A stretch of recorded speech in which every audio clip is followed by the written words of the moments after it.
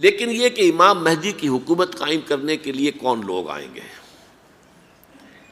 عرب جو ہیں وہ اندر سے کھوکھلے ہو چکے ہیں، عیاشی نے، دولت نے، پیسے نے، دولت، پیسہ، عیاشی، اس کی وجہ سے کھوکھلے ہو چکے ہیں۔ یہاں میں آپ کو دو حدیثیں سنانا چاہتا ہوں۔ سنن ابن ماجہ کی روایت ہے حضرت ابو ہریرہ سے رضی اللہ تعالی عنہ، قال قال رسول اللہ صلی اللہ علیہ وسلم اذا وقعت الملاحم بعث اللہ بعثا من الموالی ہم اکرم العرب فرسا واجودہ سلاحا یوید اللہ بہم الدین، رواہ ابن ماجہ عن ابی ہریرہ رضی اللہ تعالی عنہ۔ جب ملاحم کا دور شروع ہوگا تو اللہ تعالیٰ اٹھائے گا ایک لشکر یا لشکروں پر لشکر موالی میں سے۔ موالی کون ہے؟ عربوں نے جب فتح کیا تھا اس پورے علاقے کو خلافت راشدہ کے دوران، اور پھر وہ لوگ جو ہے، ایک رائے تو یہ تھی کہ انہیں غلام بنایا جائے سارے آبادیوں کو، لیکن یہ کہ حضرت عمر کا اجتہاد تھا، اس کے مطابق جو ان کو غلام نہیں بنایا گیا تو وہ موالی کی حیثیت رکھتے ہیں۔ عربوں میں دم نہیں ہے، موالی میں سے لشکر اٹھیں گے کہ جو در حقیقت حضرت مہدی کی حکومت کو قائم کریں گے۔ دوسری حدیث سنیے، عن عبداللہ ابن الحارث رضی اللہ تعالی عنہ، اور یہ ابن ماجہ کی روایت ہے، قال قال رسول اللہ صلی اللہ علیہ وسلم یخرج الناس من المشرق فیوطئون للمہدی یعنی سلطانہ، لشکر نکلیں گے، لوگ آئیں گے مشرق سے اور وہ حضرت مہدی کی حکومت کو جمائیں گے اور قائم کریں گے۔ اب ذرا نوٹ کیجئے کہ جزیرہ نماء عرب کے مشرق میں کون سے ملک ہیں؟ تین: ایران، افغانستان، پاکستان۔ یہ تین سالڈ مسلم ممالک، مسلم آبادی اکثریت۔ ویسے تو یہ کہ آگے ہندوستان میں 20 کروڑ مسلمان ہیں، لیکن وہ 20 کروڑ جو ہے وہ تو 80 کروڑ کے اندر تحلیل ہو جاتے ہیں غیر مسلموں میں، لیکن یہاں جو معاملہ ہے یہ غالب اکثریت کے۔ ان میں سے ایران کا معاملہ جہاں تک ہے، نمبر 1 یہ کہ وہ شیعہ عقائد کے حصار میں بند ہے، اس سے ادھر ادھر ہونا اس کے لیے ممکن نہیں۔ حدیث میں یہ بھی آتا کہ اصفہان سے 70,000 یہودی دجال کا ساتھ دیں گے۔ لیکن بہرحال خراسان ایک صوبہ ہے افغانستان کا اس وقت بھی، شمال مشرقی کونے میں، مجھے امید ہے وہاں سے خیر کی، کیونکہ خراسان کا لفظ وہاں پہ شامل ہے، اور حضور کی حدیث میں بعد میں آپ کو سناؤں گا کہ خراسان سے فوجیں چلیں گی جو یروشلم کو دوبارہ حاصل کریں گی، فتح کریں گی۔ جیسے پہلے یروشلم کھویا عربوں نے تھا، دوبارہ حاصل کیا تھا کرد نے، کرد خون صلاح الدین ایوبی رحمۃ اللہ علیہ، ایسے اب پھر عربوں نے کھویا ہے، لیکن لینے والے خراسان سے لشکر آئیں گے۔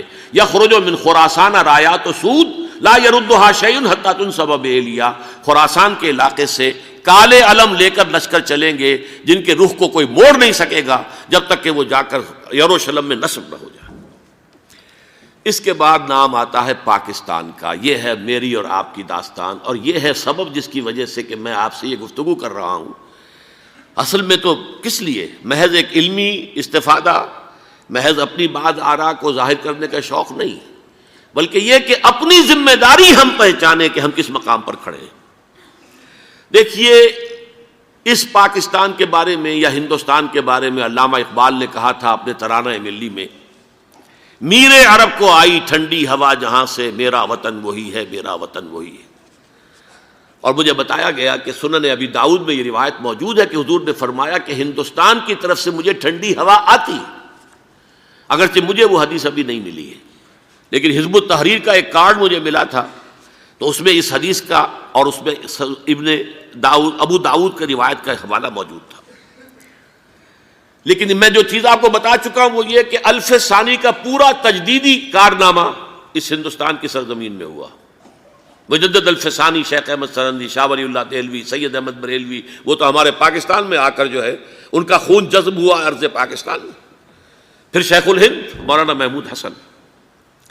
تحریک خلافت چلی تو صرف ہندوستان میں چلی اور کہیں نہیں چلی۔ آزادی کی تحریک چلی پوری دنیا میں، وہ نیشنلزم کی بنیاد پر چلی، ملے نیشنلزم، عرب نیشنلزم، ترک نیشنلزم۔ ہمارے ہاں چلی تو اسلام کے نام پر، پاکستان کا مطلب کیا؟ لا الہ الا اللہ۔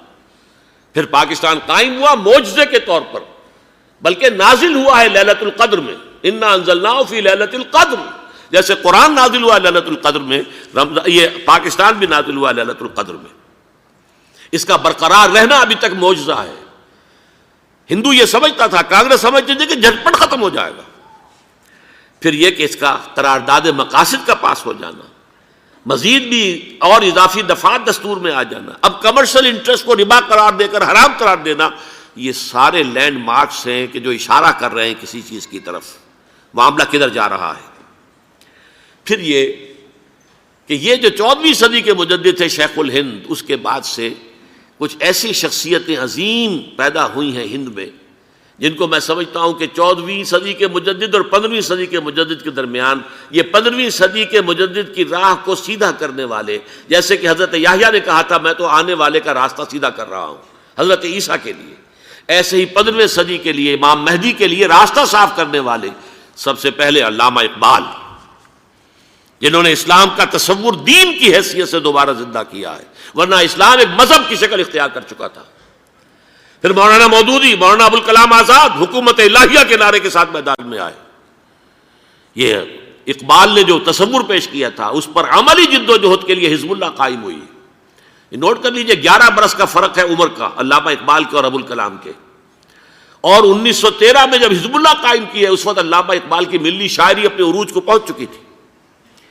پھر یہ کہ علامہ اقبال کے بعد تعمیل جو ہے اس کام کی وہ ابوالکلام نے کی، لیکن روایتی علماء نے کی شدید مخالفت کی وجہ سے وہ بددل ہو کر چھوڑ گئے، کانگریس میں شامل ہو گئے، بساط جو ہے حزب اللہ کی انہوں نے لپیٹ دی۔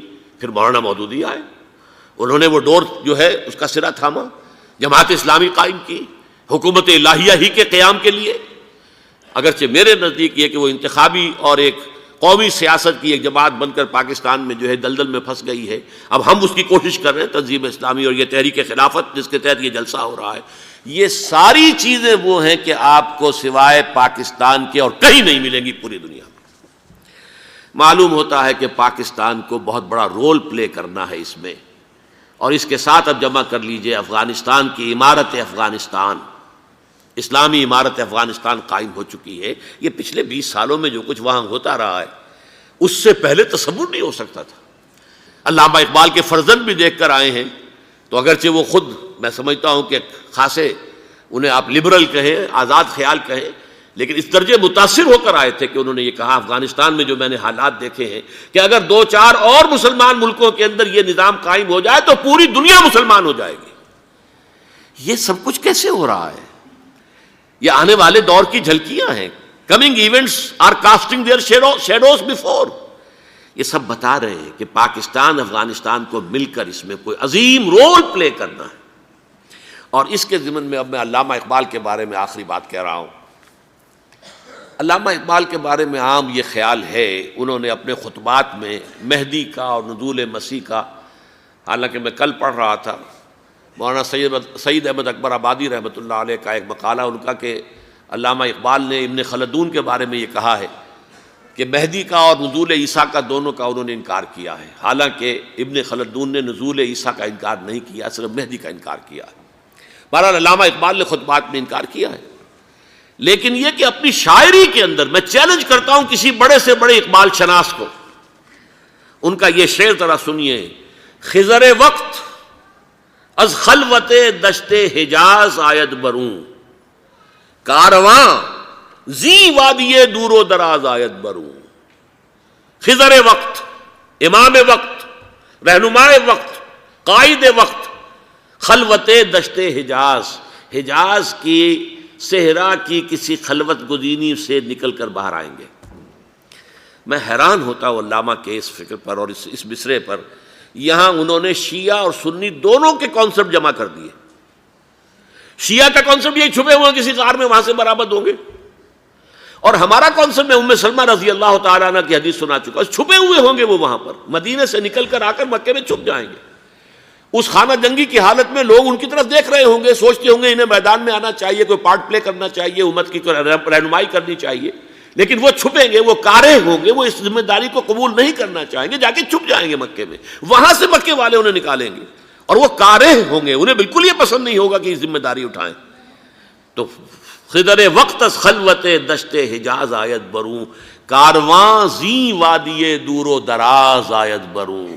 کارواں جو چلے گا ان کی مدد کے لیے اس وادی دور و دراز، اس زی عظیم وادی دور و دراز، یہ وادی سندھ ہے۔ وادی سندھ جو ہے ہم سمجھتے ہیں کہ صرف یہ پاکستان اور پنجاب جو ہے یہ اس میں شامل ہے، سندھ اور پنجاب نہیں، افغانستان کا پورا مشرقی علاقہ اس میں شامل ہے۔ جیسے دریائے جہلم سندھ میں جا رہا ہے، جیسے دریائے گلگت سندھ میں آ کر ملتا ہے، جیسے دریائے چناب اور راوی اور جہلم اور یہ سب جا رہے ہیں اور آ رہے ہیں، اسی طرح دریائے کابل کہاں سے آ رہا ہے، دریائے گومل کہاں سے آ رہا ہے، ٹوچی کہاں سے آ رہا ہے، یہ سارا جو ہے ڈرین جو ہو رہا ہے ایسٹرن جو ہے پارٹ آف افغانستان، یہ سب وادی ہے۔ اس وادی کے یہ دو حصے ہیں، ایک حصہ جو ہے یہ ادھر پاکستان میں ہے اور اسی وادی کا دوسرا حصہ جو ہے وہ افغانستان میں ہے۔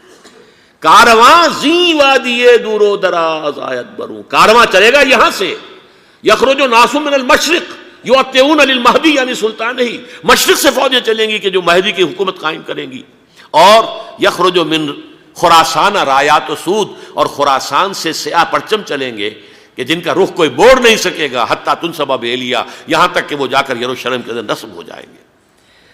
حضرات، میں ایک میری گفتگو کا حصہ باقی تھا لیکن میں اسے چھوڑ رہا ہوں، اس لیے کہ گلوبلائزیشن جو اس کی ہوگی، جو خلافت علی منہاج النبوہ کی تجرید کامل حضرت مہدی کے ہاتھوں عرب میں ہوگی، اس سے پہلے اس کے لیے محنت، کوشش، جد و جہد پاکستان اور افغانستان میں ہو چکی ہوگی جو اسے سپورٹ کرے گی اور وہاں جا کر حکومت قائم کرے گی۔ اس کے بعد گلوبلائزیشن کا جو مرحلہ اس کا ہے وہ حضرت مہدی کے ہاتھوں نہیں ہے، وہ حضرت عیسیٰ ابن مریم ان کے نزول کے بعد ہے، جن کے نزول کے بعد دجال کا خاتمہ ہوگا اور یہودیوں کا استیصال ہوگا۔ مسلمانوں پر بھی بڑی تکالیف عربوں پر آئیں گی، شدائد آئیں گے، لیکن یہ وہ میں حصہ ملتوی رکھتا ہوں کسی دوسری محفل اور کسی دوسری مجلس اور نشست پر۔